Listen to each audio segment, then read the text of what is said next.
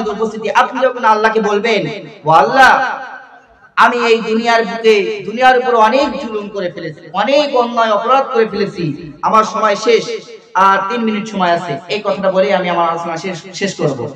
আমরা আল্লাহকে বলবো, ও আল্লাহ, আমরা আল্লাহকে বলছি, আল্লাহ, আমি নিজের উপর অনেক জুলুম করে ফেলেছি, অনেক অন্যায় অপরাধ আমি নিজের উপর জুলুম করে ফেলেছি।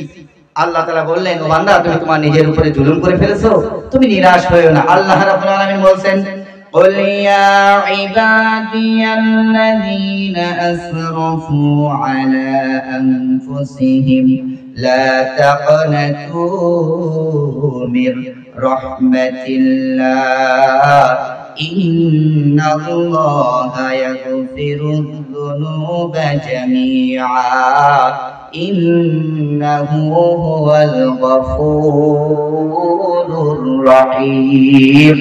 জোরে বলেন আল্লাহু আকবার।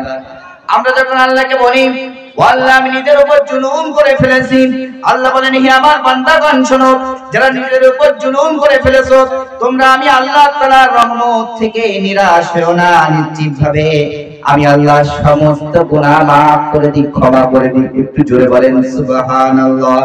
ইন্নাহু হুয়াল গফুরুর রহিম, তিনি ক্ষমাশীল এবং পরম দয়ালু। সুবহানাল্লাহ। সম্মানিত উপস্থিতি, আমার সময় শেষ। আমি যে কথাটা আপনাদেরকে বোঝাইতে চাইলাম, আমার আলোচনার বিষয় ক্ষমা। আমরা অন্যায় অপরাধ করার পরে অনেক মানুষ হয়তো ভাবে যে অনেক অন্যায় অপরাধ করে ফেলেছি, এবার আল্লাহ হয়তো আমাকে মাফ করবে না।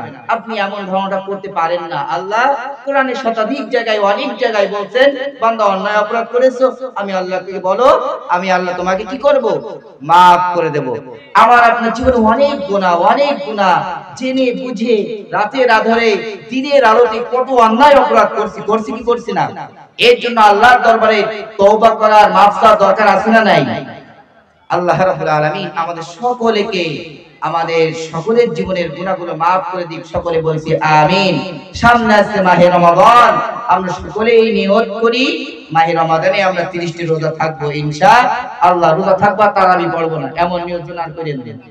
এমন নিয়ত করে কি করে না? রোজাও থাকবো, তারাবিও পড়বো ইনশাআল্লাহ। আল্লাহ তৌফিক দান করুক। আমার কথাবার্তার ভিতর ভুল হলে আল্লাহর দরবারে মাফ চেয়ে নিচ্ছি, আল্লাহ আমাকে ক্ষমা করুক। যারা শুনলেন আমাদের সকলকে ক্ষমা করুক। সকলে বলছি আমিন। ওয়া আখিরু দাওয়ানা আলহামদুলিল্লাহি রাব্বিল আলামিন। আসসালামু আলাইকুম ওয়া রাহমাতুল্লাহ।